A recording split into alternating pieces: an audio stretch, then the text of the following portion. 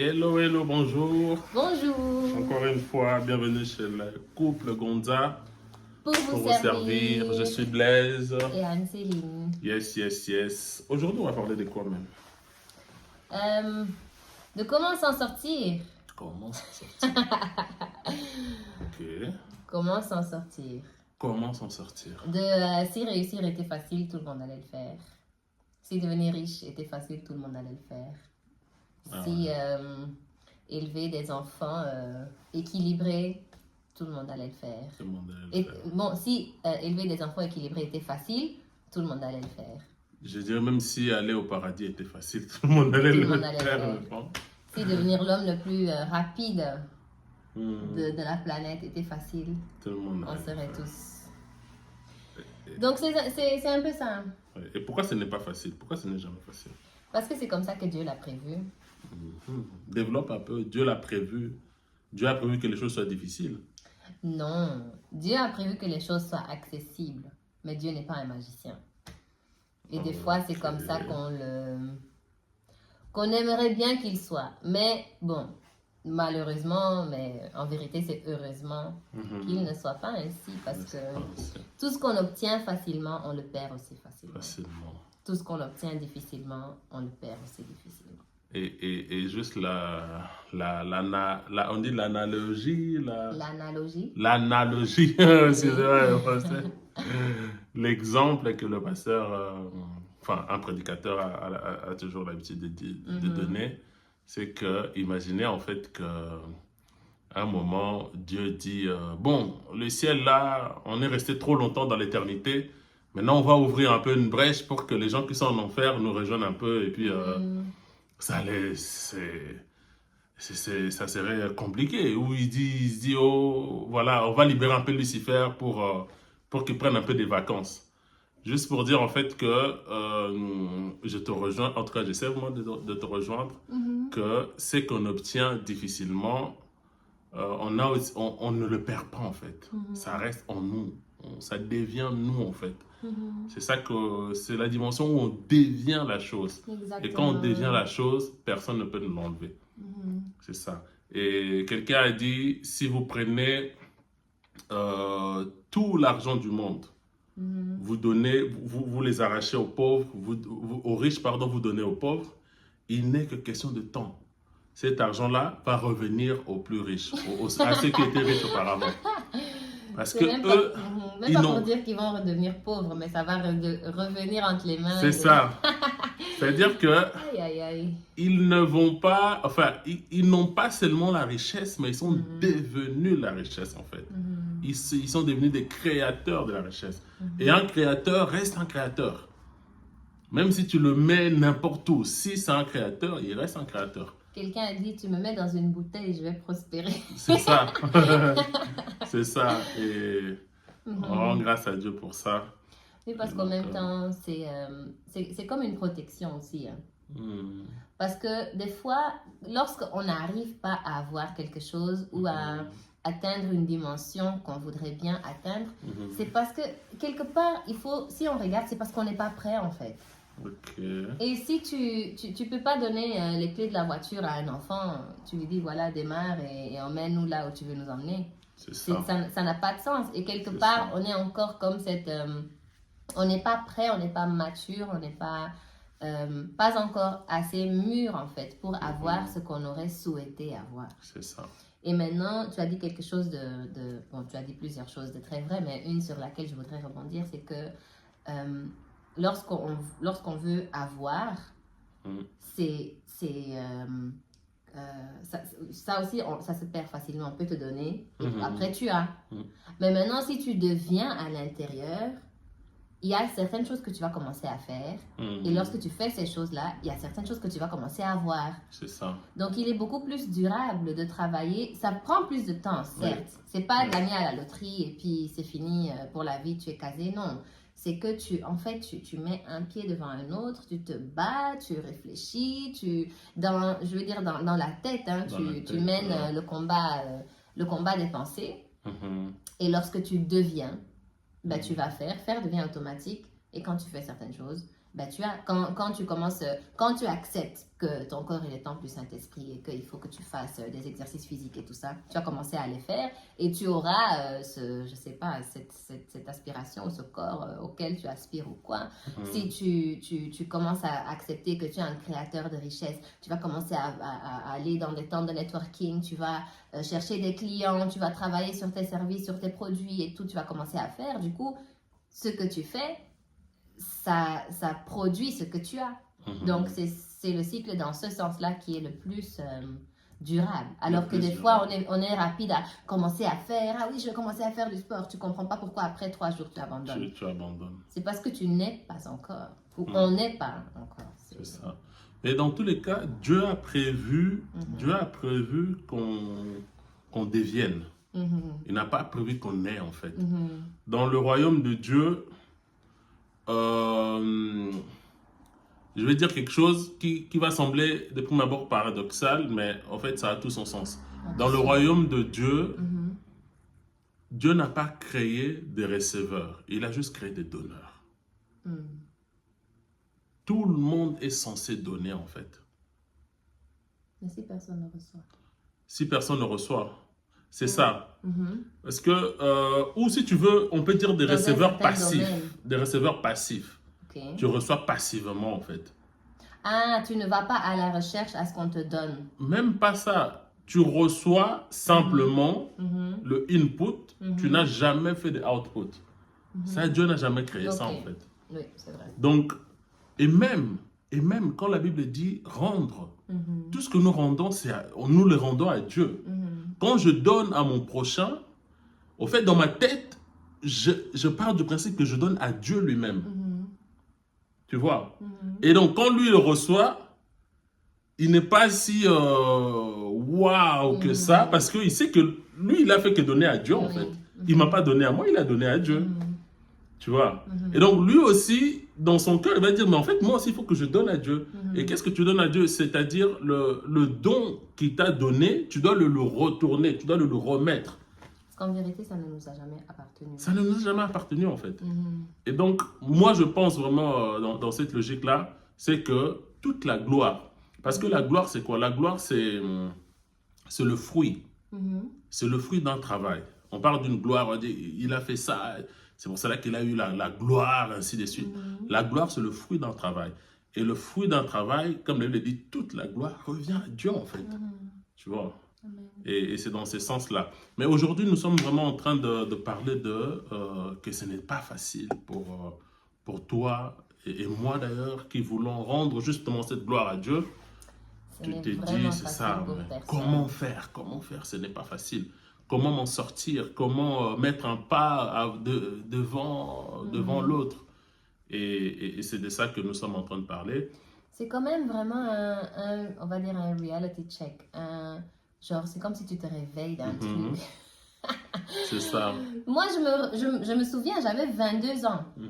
Quand j'ai réalisé qu'en fait, toutes les mamans ne sont pas responsables, on va dire. Tous les papas ne sont pas responsables. Tous les adultes n'arrivent pas à payer leurs factures. En fait, c'était comme si je me disais qu'à un moment donné, quelque chose te couvre ou bien te tombe dessus et tes yeux s'ouvrent. Non, mais alors que pas du tout.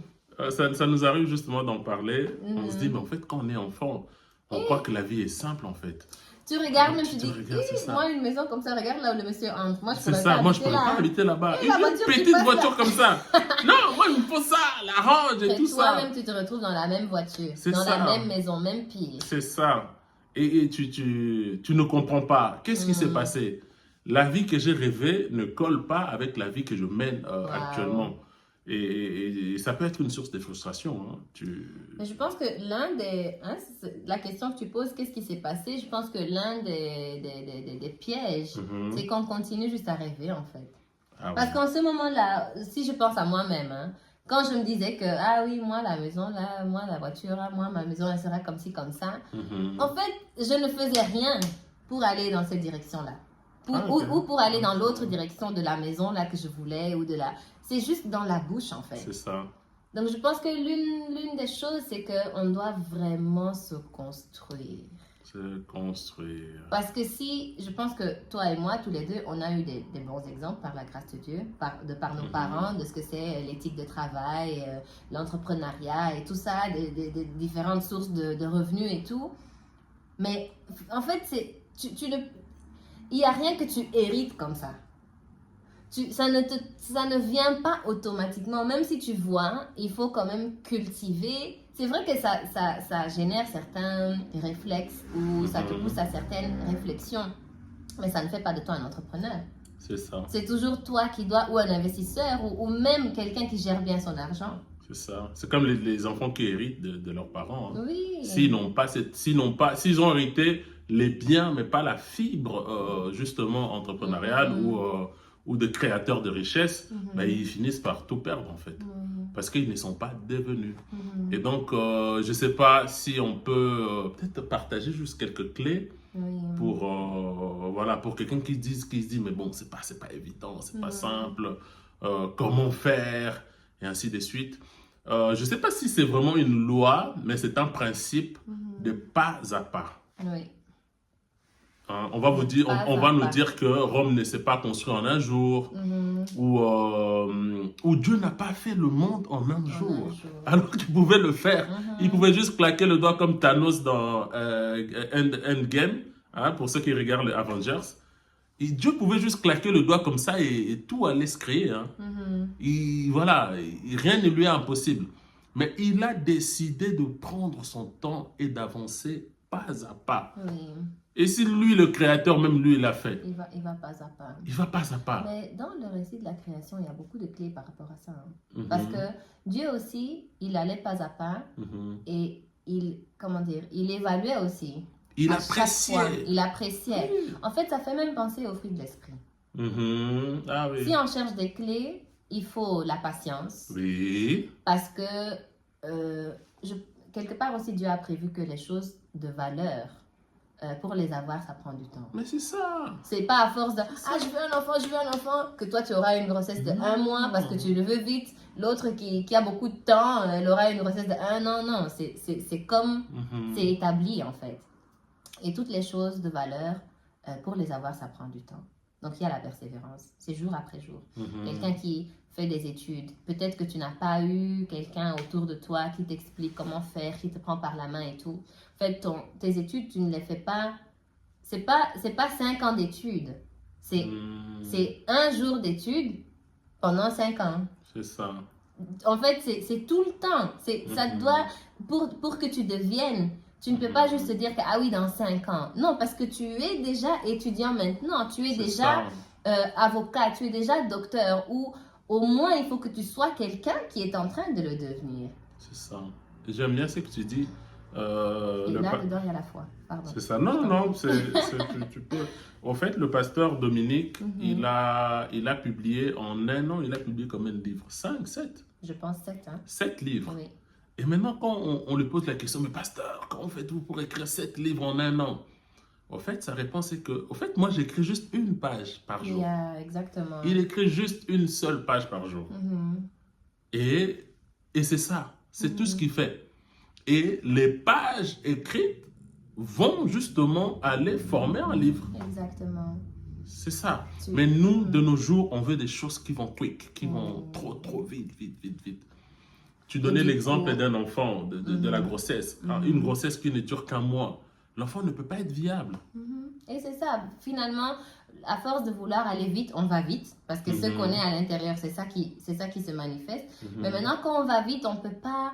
Même dans la construction d'une maison, des fois, il ne faut toucher à rien. Il faut laisser le truc sécher, il faut laisser l'eau sortir, il faut laisser les matières se marier pour former pour que ça soit solidifié. Et maintenant, dans la vie, des fois, on veut juste aller, il y a une opportunité ici. Après, je cours là-bas. Après, je cours, oui, mais l'argent que j'ai accumulé, maintenant, je peux mettre là.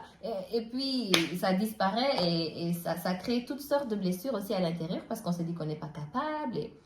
Donc, il y a beaucoup de choses à changer d'abord dans la tête. Donc, on a parlé de la patience, pas à pas. Donc, prends le temps de faire les choses. Une chose après l'autre, le temps de te construire, le temps de te bâtir, le temps de de revenir sur des choses importantes en fait, Mhm. et de le faire, et de t'impliquer.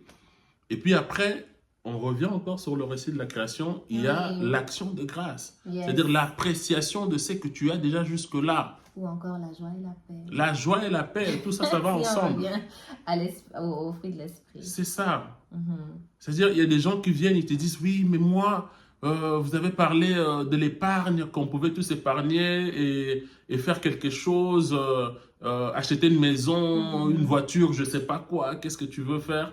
Mais je n'arrive pas à épargner parce que je ne gagne pas assez. Mhm.